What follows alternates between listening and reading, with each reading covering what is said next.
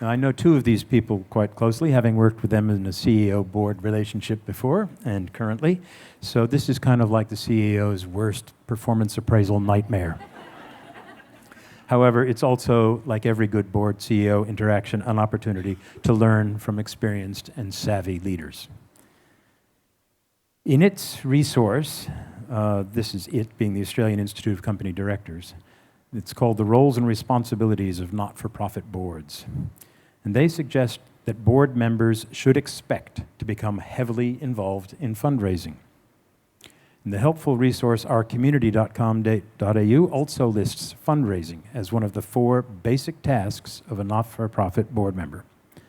And although it's not listed in the Australia Council's primer on boards membership, they do have another publication by the same author, that's David Fischel, who says, if there is such a thing as a secret to fundraising success, one of the key ingredients has to be board involvement. So, I'll start with a question to each of you. I'm a CEO of a not-for-profit, trying to balance all my duties with limited resources. If I turn to you as my business-savvy chairman, and your expert board members sitting beside you, what's the support that I should expect from you and the board to help me raise funds? Ilana, can I start with you? Of course. We should expect, can you hear me? Is that mic working?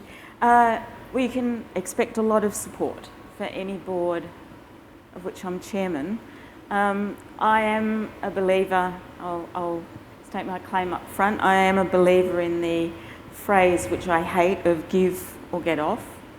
So at Bell Shakespeare, the charter of the board is very clear that the expectations of directors are not only to be involved in obviously the strategic direction and oversight of the company, but also fundamental is the financial security of the company and also advocacy. And whenever a director, a potential director of the company comes on the board, in the letter of invitation that potential director receives, it says quite clearly that the expectations of a director of Bell Shakespeare are that they, 1, donate or give it to the company, 2, are prepared to open up their networks to assist the company, 3, are involved in performances and other events with the company, and also 4thly, are prepared to give their expertise and talent to the company. So clearly directors of Bell Shakespeare work very hard. So I really think that it is appropriate that the CEO, and actually the CEO of Bell Shakespeare is here today, so she can probably speak to it, but I think it is appropriate that CEOs of the company have that expectation of the board. When you say open up your networks, open up board members' networks, let us as CEOs loose with them, or is this all a well-managed process? Well, I think obviously board members aren't expected to do this alone and are reliant on the expertise within the company. So it's very much a team effort. But I think that board members of these organisations know a lot of people and can provide opportunities to the development professionals in the organisation to tap into those networks. Bruce, can I ask you? Yeah, well, I think I don't entirely agree. Well, sorry, I think it's more nuanced perhaps than that. I think that the role of the board is to provide support and advice in a whole range of ways, and that one of the critical things, particularly in an arts company, is in fundraising. Unquestionably, that's true. And if you haven't got a core group of people on a board like a place like the Griffin Theatre who are going to roll out their arms and do something about fundraising, then you've got a serious problem. But that's not to say that all directors will give in that way. So, for example, I recruited a guy who's a young digital entrepreneur who gives a lot of time to the company in building out our digital strategy, talking to new audiences and all of those sorts of things. I don't expect him, he doesn't have the networks that I have and that some of the other directors have. So I see his giving as a different type of giving. But having said that, I think that, for someone like me, I have a lot of connections. I can help our development team. I think it's also very important that board members be seen to give themselves. So again, that's give what you can. We also have artists on the board. I wouldn't expect the artists on the board to be giving significant amounts, but But I think personally I should be seen to be giving, and it's always, it's so much easier to ask if you are also a donor. Now I have a little trick, for example, just giving away. You know, as you'll always see in the programs or on boards, there are the various categories of giving and this fund and that fund and blah, blah, blah. I try and spread money across a number of them, so I will give at the lower end of 4 things so that it's obvious, so that the casual observer will go, oh, look, he's giving a lot of money, isn't he? Now, I give what I can give. And that, but that makes the conversation easier if you can say that you're also active in supporting the company yourself. So, as I say, it's a little horses for courses depending on. Do you find, I mean, you're involved in a lot of not-for-profits, and as you say, you're giving in multiple places. In terms of access to your networks, of giving the company access to your networks, is that putting a lot of burden on those networks in terms of the number of people that are going to be talking to them? Well, look, I think it comes with the territory that you have to do that. I don't think you should underestimate, and those of you are all in, a lot of people in development here, you sort of know that, but how it is actually quite difficult, certainly to do the first one. And I must say I was very lucky because the very first person I approached for a very large donation was Kim Williams, who I know reasonably well, but I also know that he gives money. So I thought I was in relatively safe ground. And I went and said to him, look, I started defensively. I feel a little bit embarrassed about this. And he said, don't be ridiculous. He said, what's the worst I can do? I can say no. Well, what have you lost? Nothing. You've got to ask. And so he sort of lectured me about that for a bit. And as Kim tends to do. And then it sort of became easier after that. And so I now do quite actively go out and approach people I know, either very directly asking them for money myself, or saying, can I introduce you to the company? And oftentimes it's not going to be happen on the spur of the moment. There is a journey. It can take 12 months, it can take longer, depending on who it is you're talking to. And we probably can come back to classes of donors later and talk about some of the difficulties of, particularly in the corporate sector. But the short answer is, I think you've just got to do it. That's something I signed up for when I took the chair's role, and therefore I think, as was in the previous session, there are certain people who sort of wince when they see me coming, but there you go. Sandra, I have the great pleasure of having worked with you for a number of years at the Writers' Festival. So in a way, I kind of know the answer to this question. But I wanted to ask you, we've heard give, get, or get off. It's a mantra that's been around internationally for some time. Do you have a view? He knows I'm going to arc up. Because I do have a strong view about that. I think that was a pretty wholesale adaptation of the American-style giving, and I'm not sure that it's entirely appropriate here. I think it misunderstands the fundamental differences between the way the arts are funded in both countries. There's virtually no government funding in the US, and furthermore, I think it's rude. I think if you're going to choose board directors on the basis of the size of their wallet, you're going to get a pretty crappy board. I think that the responsibilities of directors are largely the same for not-for-profits and profits organisations, and you need a good mix of people with a range of skills. Having said that, of course every director should be a donor, and of course every director should stand ready to assist with fundraising.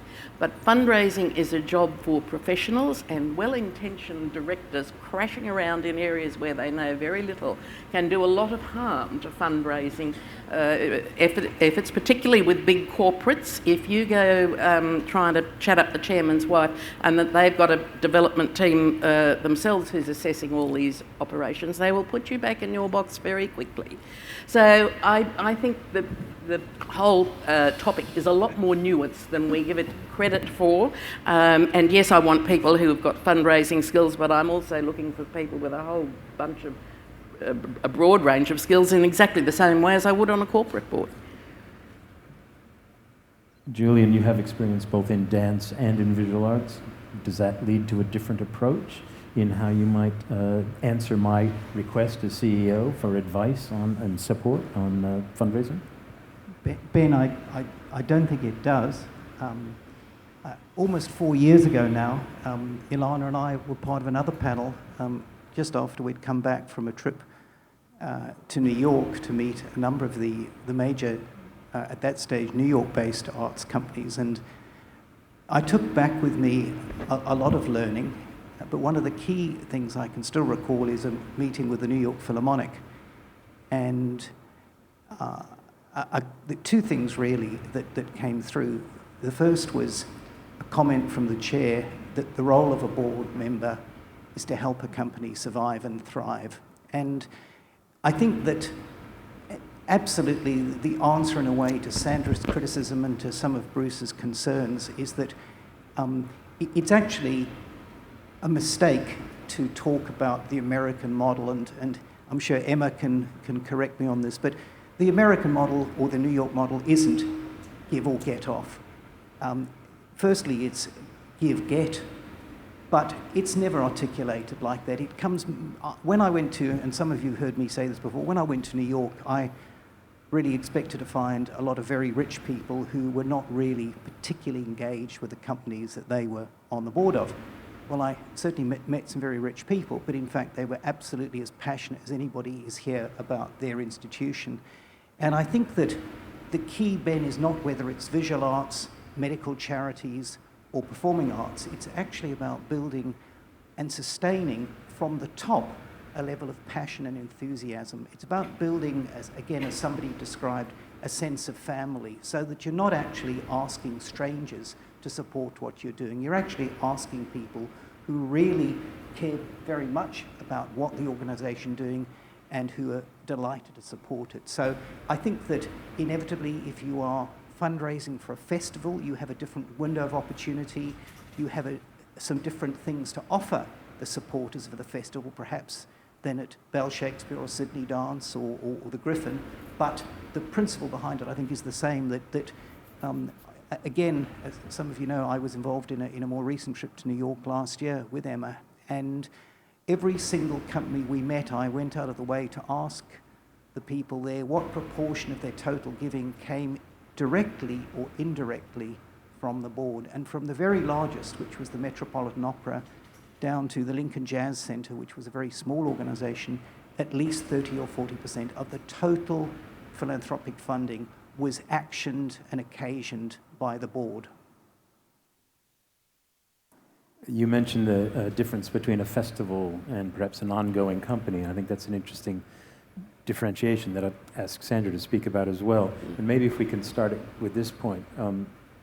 Many of us in Sydney are feeling that seeing that philanthropy is growing in our companies, which is fantastic, but that sponsorship is perhaps getting harder and harder to service. And Michael Lynch, the great arts administrator, or well-known at least, arts administrator, has said on his return from overseas that he's seeing a greater focus on philanthropy and that that's all well and good, but that perhaps at the cost of sponsorship or at the cost even of government grants. And is this something that you see in sort of in the mix of your income streams? Fundraising is more than just philanthropy. It's even more than just sponsorship. It's any form of getting money, isn't it? Do you see this, Sandra, from your perspective? Yes, look, festivals I think are different to a lot of other art forms. People are in a different headspace when they're at a festival. They're expecting to be entertained. We're increasingly in that cultural tourism space these days. And it does mean, almost counterintuitively, but philanthropy becomes harder. Because you're not seen as being particularly needy. You've got a bunch of people who are there having an absolutely great time. And so it's great. They're very quick to become donors, particularly towards artists, something that they can personally engage with. So we get a lot of low-level funding, around about the $5,000 mark. We can get lots of those from people who are keen to be involved with artists. But we're not curing cancer. It's not seen as particularly important. And I've always argued that festivals are best considered outside of the role, say, of the Australia Council, and that governments need to think a little differently when you get into that whole cultural tourism space. I think interesting from the analysis of your own top-level analysis of your financial structures, yours is the only of these organizations here, the only one where sponsorship has actually greater result than in philanthropy, where I think in terms of the raised money, the fundraising money, in Bell Shakespeare and in Griffin and certainly in Sydney Dance and the Biennale, all of that is a greater support from philanthropy than from sponsorship. We're probably counting it a little differently, Ben, because we would include artist sponsorship, and that is sponsorship by individuals.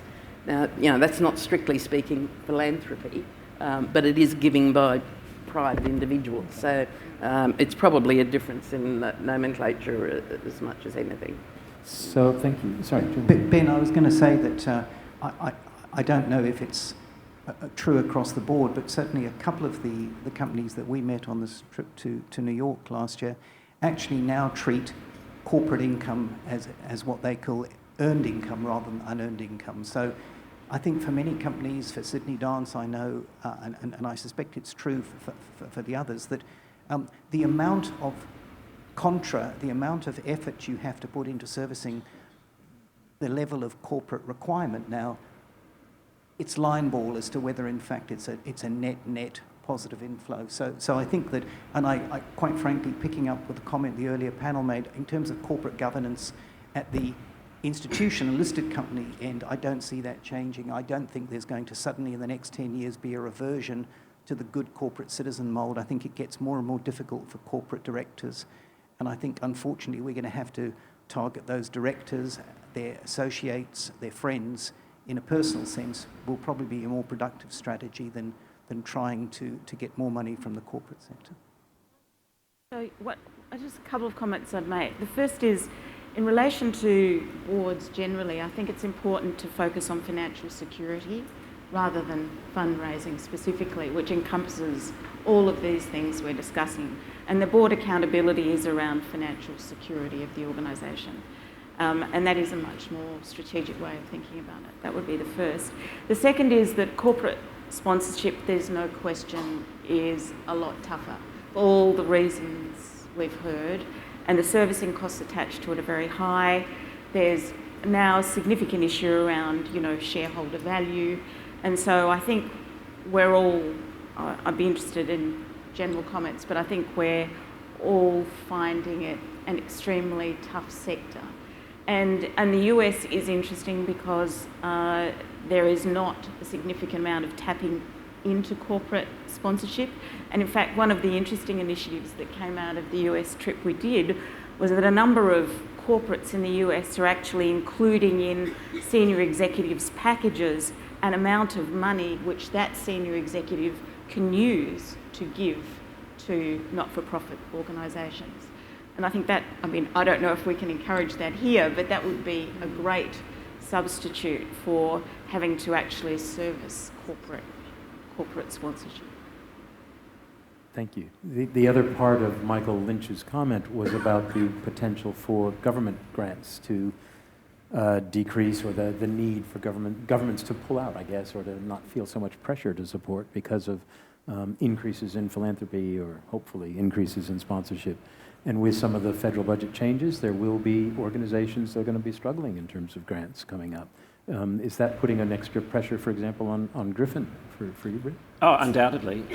We will lose a substantial amount of money, even on the best scenario, in the next round of Australia Council funding, which we'll find out about in a couple of months' time.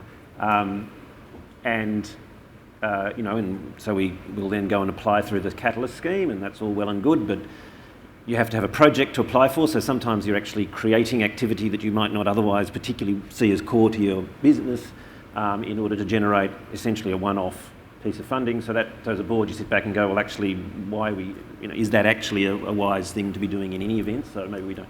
So it's undoubtedly the case that the changes of the OSCO, and I am sure that we will be relatively well off. There will be some organisations that will find it very, very hard. Some of them will be defunded, I'm sure, and that will cause them a lot of grief. There isn't, and I can speak now, and I can certainly speak from being on the corporate side of it, and part of my portfolio is our corporate social responsibility program. It's very, very difficult to justify internally arts sponsorships per se, or things that are perceived to have purely philanthropic benefits. So somehow you have to have something that's seen to give a brand affinity or the like, and therefore, we are a big supporter of Bell Shakespeare, but the education program. If I said I was going to be a at-large supporter of Bell Shakespeare, I think I'd find that very hard to justify. And one of the first things I did when I came into my role was I was asked by my boss to look at the sponsorship portfolio and identify things that didn't align with our brand. And I found a small theatre company in Darlinghurst that didn't have any national presence, that didn't meet any of the criteria that you could possibly justify. And I said, well, even though I loved the company, I wasn't on the board at the time, but even though I loved the company, I said, I can't justify that. I can't go to the CEO and say, keep giving that money to that organisation. So I think that corporates do like things that, as I say, create a sense that they are connected to community. So education programs, outreach programs. I think that, but also that probably skews them to other forms of not-for-profit giving rather than arts and cultural giving, because it's just easier to label something if you're giving to, I was previously on the board of Save the Children, if you're giving to disaster relief to support young children. That's a very easy thing to say, look at what I'm doing in a community and with building on family values and all those sorts of things, as opposed to an arts project. So if we're focusing on philanthropy and sponsorship, as a board, do you engage in the same level of discussion about marketing? And if one of your key income streams, and you follow the general rule of the three-legged stool for supporting of a company, and you'd have to speak, I suppose, from the Sydney Dance perspective, do boards spend as much time analysing, challenging, setting strategies for marketing as we are really focusing on them doing for sponsorship and philanthropy? Sorry, do you mean focusing on corporate sponsorship or marketing generally? Well, marketing, I guess marketing as in ticket sales marketing. I mean, Absolutely. Or have you bottomed out on ticket sales, or is this Absolutely. actually the next growth area for fundraising? Well, I mean, I think boards very much focus on corporate sponsorship for the reasons that Bruce has been talking about, and absolutely are focused on box office. Box office is 50% of our revenue, and it is an incredibly important part of what we think about as a company, and a very important aspect of that is marketing. So, yes. I mean, the reason that I asked the guy I was talking about before, the digital guy, who was precisely because so much of our box office is driven by social media and that the replacement word of mouth, and so if you don't have an effective social media engagement strategy, you don't have a marketing strategy. So the problem that so many arts companies, particularly small companies, have, of course, is that the internal resources are expected to do all these different things, and they just don't necessarily have the skill sets, or they have to be significantly supported. So, again, that's something that we're very focused on, making sure that the portfolio on the board has strengths in areas such as marketing and finance and legal and whatever else, because the company simply cannot do those things itself. It's quite interesting because the flavour of the month from a larger corporate perspective is having a skills matrix, having your board skills matrix so you understand the skills and experience on the board. Well, there could be nothing more important for a not-for-profit than being absolutely clear-eyed about the skills and experience you need as an organisation and the skills and experience you have on the board, because it's just so important to actually add to the capability that's in these very stretched organisations. Ilana, just to extend that point, I think that absolutely, we went through that exercise at the Biennale, and in a sense, I think for the not-for-profit sector, it's even more critical that there's an extra overlay on that, which is not just the skills and experience, but the contacts. And I know there's a lot of people here who work in development roles in a variety of different institutions. And coming back to this question of the board and how the board thinks about it, I think that the job, in a sense, it's not a job that you can separate, where you say, out there is a group of people who are the development team and they go and raise the money, and the board sits and does governance somewhere else. That if you're going to be successful in fundraising, I think you absolutely have to have it embedded from the chair, and I learned that at Sydney Dance. The chair has to lead it. You can't really look someone else in the eye and say, won't you go and do that? The chair absolutely has to lead that role. And the whole board actually needs to actually believe it's important. If only half the board or a third of the board think it's important, the others don't, it's really hard to have that whole of organisation feel. And one of the extraordinary anecdotes I came back with from this last trip was the Philadelphia Philharmonic, where they have a meeting on a Monday afternoon and they know who is sitting in every single seat in the house on Friday and Saturday night. And on Monday, they determine roughly between 15 and 20 people, and that might include the chair, several board members, the CEO, the conductor, the lead violin. They will allocate somebody to perhaps 15 or 20 people, but the ushers will greet people when they arrive. They'll say, Sandra, I know you love Bach. This will be your night tonight. It is extraordinary, and it's a combination of the enthusiasm but the strategy as well. I think that, and that's again why the board is important here. It's fundraising, a very strategic thing. It's not just about the emotion, the energy. There's a lot of planning and process. I know as a CEO of a company that we're very special. And I'm sure every CEO here and everyone from every organization here just knows we're very special. So are we missing, in fact, thinking we're so special, missing a few key business skills from you as business leaders on boards? When you look at us, do you think we're perhaps missing something? Well, I mean, I think regional arts companies, which the Australian Festival of Chamber Music is, it occurs in Townsville every year. We have to take into account geographic spread, for instance, because over 60% of our audience travels from other states. So we've got to make sure that we have that represented. We've got to have a broad range of business skills. We've got to have people who understand chamber music and can talk confidently to the artistic director and be the liaison in terms of artist sponsorship. So, and we're 9 people. So you feel a bit Hydra-like from time to time. You can't afford to have a director who can only do one thing. And that might be more true in the regions, perhaps. But I agree. You need a broad range of skills, and every director has got to take some responsibility for fundraising. But I reiterate, I think it is a very skilled area, and supporting rather than doing the job of the development person, I think, is where boards can really add value. Well, just to comment, I mean, I have on a number of occasions given a little speech about how much the corporate sector can learn from, well, in my case, from arts companies. So corporates spend a lot of money on things like employee engagement. They spend a lot of money on how to become more creative. They should just spend a few days in an arts company and they'd learn all they want to know about all those things. So I think there's a lot to be learned. Fantastic. From this sector. Can I ask you then, each of you, the key learning question, or maybe even the next big strategy question? We are fortunate that the Catalyst funding program does in fact look at partnerships and encouraging partnerships and development as one of its streams. So let's say there's this money out there, there's this opportunity out there. What do you see as the big thing that from either the one company perspective or more broadly has to happen across the sector? Well, I'll start, Ben.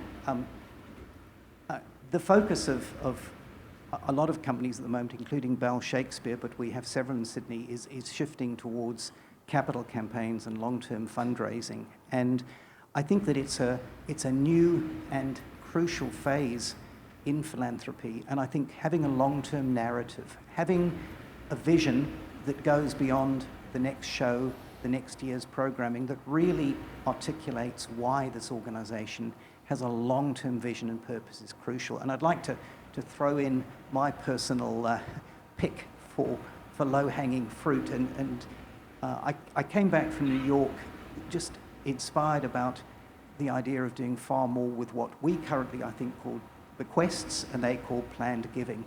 And I think that as you build a long-term narrative for your organisation, so you begin to be able to really tap into a strategy around planned giving and to have a dialogue with people that's not embarrassed, a dialogue with people about actually why their long-term support for an organisation is crucial. So I think that's something that we're going to hear a lot about in the next few years. I think key for all our arts organisations is the development of development managers. There aren't enough development managers available to service the needs of all the arts companies. And for the Australian Festival of Chamber Music, I can't resist this plug, we've had a development job advertised on Arts Hub for about 3 or 4 weeks now and haven't had one application. So if you'd like a gig, see me later. But it really does bring out to me just how dire the need is for skilled development professionals. And if I could say one thing to government, it would be help us develop the people who are going to raise the money for us. Well, because I like applause, I was really going to make the same point. I think I'll add that you should be paid more. But I do actually think that ultimately, whatever the boards can do for the companies in terms of support and fundraising advice and opening doors and everything, if the company itself doesn't have the resource to really communicate effectively with potential funders, government, corporate, philanthropic, whatever, doesn't have a capacity to service the needs of those donors, because there are definitely things that you need to do to engage with those people and to keep them feeling connected and that they love the company and they want to keep giving. If the company doesn't have that, if there isn't, and therefore there needs to be appropriate skills in the development team, there needs to be a sense of career path, whether that means also, and we're looking at the moment at training, within our development team, giving changing the responsibility structure so that our development manager is going to learn a whole bunch of other things in terms of marketing, in terms of the production side, so that he then might feel that he has an opportunity in a larger organisation or in our organisation to be the leader of the organisation rather than just slotting just into that. So there are a whole lot of different things that you can do to build that capacity and to create a sense of the value of the role, the opportunity that the role gives for the future, etc., that I think is absolutely critical. So I agree. I mean, I'll come up with something else, but frankly, that Bruce and I had a bit of a chat beforehand, and I absolutely agree that's the key thing. This is a profession. There needs to be appropriate development. It needs to be treated in that way. It needs to be remunerated in that way. It needs to have the status that goes with such an important role in the future of this sector. There's no question that I think there needs to be an improvement in capability and every other aspect of development professionals. I suppose just to add another point, I think it is about, and we heard this also from the philanthropists, but we do need to broaden the base. So when you talk about giving, everyone says, oh, we're tapping the same pool of people. It's all the same pool of people that we're approaching. Well, that is the definition of insanity, to keep doing the same thing and get a different result. We actually aren't going to get a different result. So it is about, as organisations, thinking how do we effectively broaden the base, which means, I suppose, segmenting and thinking about who is passionate about what we do. So at Bell Shakespeare, it is about, we are a niche, no question. So who is it out there that is passionate about Shakespeare? And that's our natural group, I suppose, our natural pool. And you will all have your own. So I think it is essential to think about how do we broaden the base of philanthropy. This is long term. It will take time, and it will not be the people who we think it might be. So I think that is the challenge for us. And finally, I'd say, if you speak to people about raising funds, particularly as Julian said, for capital campaigns, most of the money comes from a few people. So major gifts are such an essential part of what we do.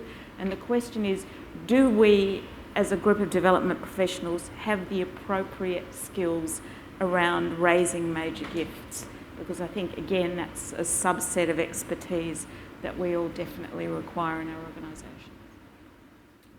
Thank you, panel.